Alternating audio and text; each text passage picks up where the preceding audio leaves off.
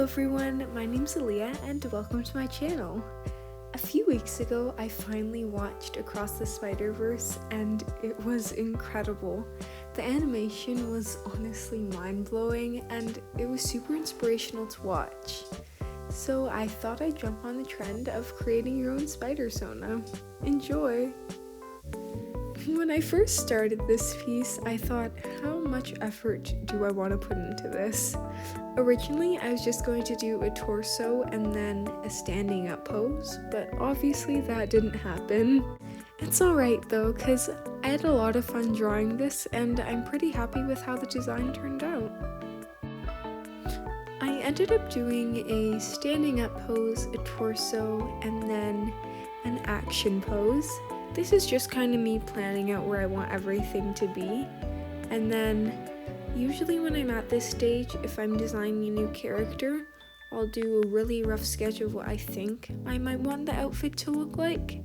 So here I was just trying out ideas, and I knew I wanted puffy sleeves because that's kind of my thing. And I wanted it to be a very regal, kind of princessy outfit. I looked at some other Spider-Men for inspiration, and I saw that some of them had hair kind of coming out the top of their mask. I thought I'd do that too because I always wear a high bun, and as you can see, my little avatar has one as well, so I thought it would be a good idea to put it on my character since it's kind of the look that everyone knows me by. Here I start the line art, and I decided to put some heart motifs into my suit. I thought it would look pretty cute, and I also added some eyelashes at the end of the eye on the Spider-Man mask because I also thought that would look very cute. At this point, I was debating whether to put a shorter skirt like in my original plan or a longer one. I was debating between the two for a little while, but I ended up deciding on the longer skirt because I thought it looked better and I kind of like how it was flowing in the wind, I guess. I thought it added more to the design. I also added what will be a translucent little overskirt just to add more detail and make it look more like a princess gown. I made the Spider-Man logo 2 little hearts to kind of go with the heart on my mask. I was thinking of maybe naming my Spider-Woman Spider-Heart, but I kind of thought that may be too similar to Ironheart, so I don't know. I still have yet to think of a name. If you have any ideas, please let me know in the comments.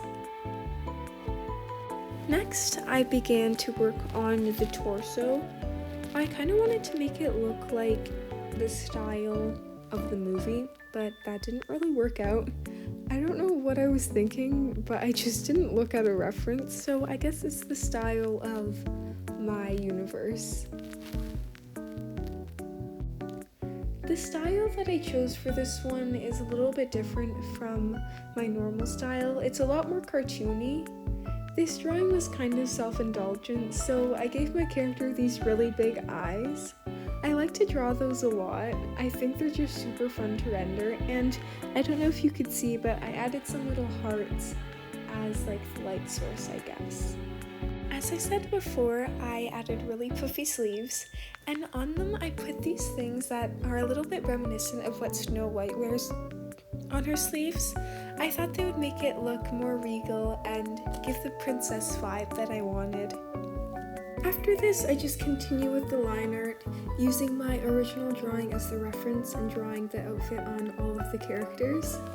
I thought this Spider-Man pose would be super difficult to draw, since I've never really drawn anything like it, but it wasn't too hard and I'm happy with how it looks.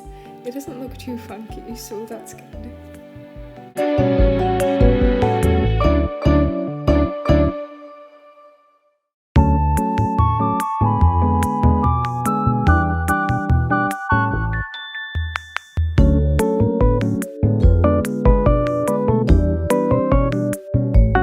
Once I finish my line art, I start with a bit of a background. It's just something simple to make the characters look more interesting. For the color of my suit, I knew I wanted it to be mostly pink, but I needed another color, so I was kind of debating between pink or like a darker pink and green, because green is my second favorite color. In the end, I decided on doing just different shades of pink because it kind of fit the theme of my YouTube channel, and it's my favorite color. So I was playing around with which pinks went where, and I didn't know which one would look best, but in the end I decided on the light pink kind of being the base color, and then the darker pinks going on the secondary parts of her outfit. I also added a bit of yellow because I needed something to break up all of the pink. I tried to make the webbing look kind of like it was lighting up, so I duplicated the original layer and then Gaussian blurred the one beneath it. And then I added the little Spider-Man logo just to take up space because I thought it looked kind of empty. I wanted the skirt to be kind of fully transparent, so I decided to go for a more purpley pink so it wouldn't blend in with the rest of the outfit too much. And then it still kind of looked boring, so I added this gradient of like a very reddy pink, yellow, and then the purple. I also added gradients to other parts of the outfit, so all the darker pink areas I added a red and then blended them together. I think it makes everything look more interesting because it was feeling a little bit flat before. I spent forever shading the face. I was really struggling doing my usual shading on a more cartoony face. I felt that she was starting to look uncanny with really realistic shading because her eyes were just too big and the face felt kind of off balance. I'm not completely happy with it in the end, but I think I figured it out.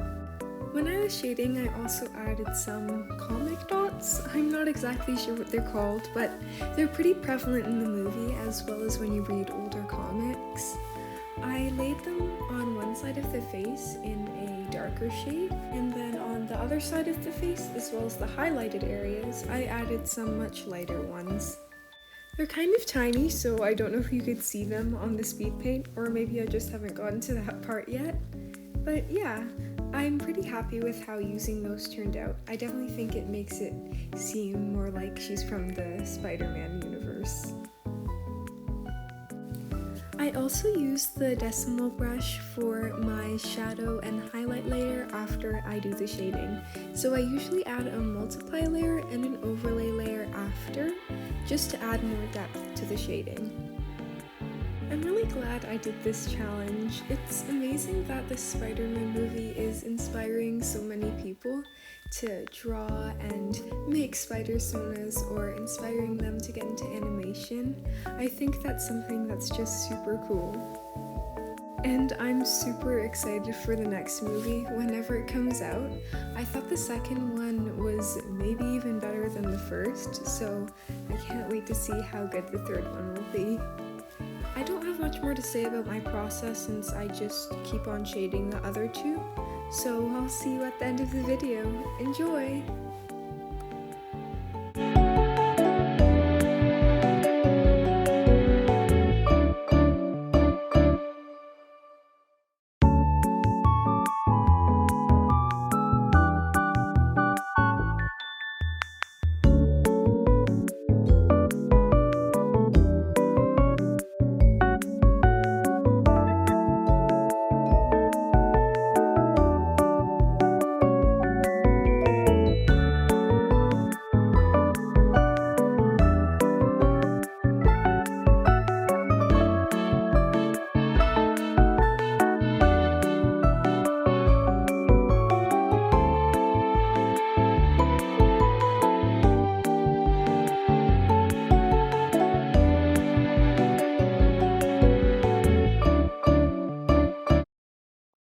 Thanks for watching, and I hope you enjoyed. Don't forget to like, comment, and subscribe, as well as follow me at alliflower88 on Instagram. Bye!